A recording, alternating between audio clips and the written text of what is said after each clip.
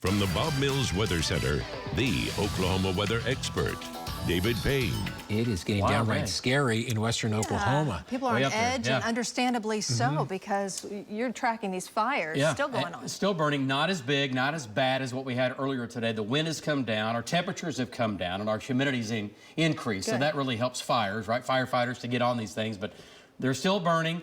And last check, Gage was still, basically being evacuated. I mean, from earlier this afternoon, so they're trying to keep people away from the area because there have been multiple fires going on today, right? And there still are. So many fires, and you were saying that in the metro, we're seeing this wind come in. Yeah, behind the cold front. Yeah, and there's like stuff in the wind, and you're saying that's ash, that's from the fire. Those are trees and grass from western Oklahoma and the Texas Panhandle that have made it here this evening. So lots of ash kind of hanging around. Marty Logan, we just hit him off the top of the newscast. Let's go back to him again with a fully engulfed house now that's going to be near Gage. Marty, a sad story here. Give us an update on where you are and what you're seeing. What are we looking at?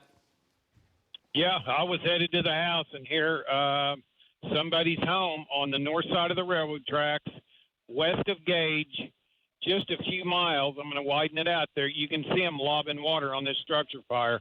Somebody's losing their home, and several fire trucks around there, and it's a sad deal. So we're losing another home here in northwest Oklahoma. Back to you, David. All right, sad for sure. And this will make house number 5 of the day. So 5 houses lost. If we lose one, that's too many. But today, this is the early count. 5 homes lost today. All right, let's go to our storm trackers, other trackers.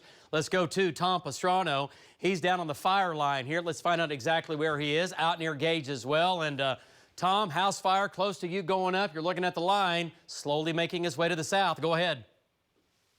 Yeah, the east side of the line doesn't look as intense.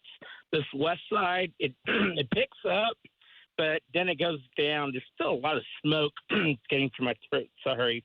But, yeah, this east line is kind of they got a good control over it. Back to you. Yeah, for sure. And slowly it will get better, but it's going to be a long night for sure for firefighters. Okay, let's go to Jeremy Carter. And Jeremy, there we go, big flames. Jeremy, looks like a structure back in there. What do you think? Give us an update. David, it's exactly the same fire that Marty was looking at. So on Highway 15, it looks like they're pretty well putting this thing, stopping it dead to its tracks. But this house is just north of Highway 15, just west of Gage. And I was sitting there watching it burn for about 30, 40 minutes. And this house, sure enough, has went up in these trees, David. I think they really got the bulk of this stuff done, but it's never good to see this. Back to you. Yeah, it's horrible. So same shot, just kind of a different view of that same house. So again, this is house number 5 of the day, and that is going to be obviously a total loss. Okay, Links 1, kind of give you a summary here. This whole thing began today. Let's look at some of the video here, and this is fine. The first fire took off at about 11 o'clock this morning. We had 3 main fires to begin with. Those have burned a total of at least 30,000 acres in Oklahoma. We're now up to 5 homes confirmed, and Fargo Gage Public Schools are closed tomorrow. Texas Panhandle, 250,000 acres burning. Look at that shot from an airplane flying from Texas to Denver, and that's what it looks like north of Amarillo from about 25 to 30,000 feet up, and it is just scorched earth for sure. Here in Oklahoma City right now, it is cold, it is windy. We made it to a high today of 80. That was just a few hours ago. Now we're at 42. It feels like 31. Downtown, it is cloudy. We have a little bit of ash, some smoke in the air. Not good, and it is still windy. Look at the Canadian air running from Oklahoma to the north. The cold front is in far southern Oklahoma, and it's really cold to our north, and it is snowing now across parts of Kansas, and there might be a few snowflakes here trying to develop in far northern Oklahoma. The atmosphere is pretty dry, but we're trying. So here's what's going to happen. The wind gust overnight, 4, 5, 6 o'clock in the morning when Jed and Lacey are out here, still gust 30 miles per hour. Wind chills in the morning in the teens and 20s.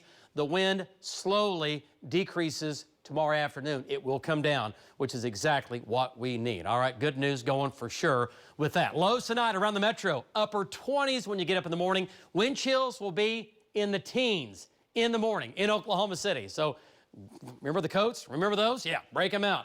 Low 20s across the north, low 30s across the south. From I-40 north, we're going to have a freeze. And then for tomorrow, back up into the upper 40s. A cold day. Remember, we were in the 80s today. Tomorrow, 40s, 50s out west and down south. And then wind chills, okay, here we go. Tonight and tomorrow morning, wind chills at 6 a.m., 6 in Ponca City, 11 in Oklahoma City. And remember, it is still February, and tomorrow afternoon, again, we'll jump it back up into the 40s. Thursday's highs, 40s. Storm system comes in with some light rain. Might see a little sleet and a few flakes of snow in western Oklahoma. 9-day forecast, it gets better. Big turnaround, 60s going to 70s, going to 80s by Sunday. And then another storm, possibly by Tuesday of next week, and then maybe a third by next Thursday. Here we go. Guys, back to you. David, thanks.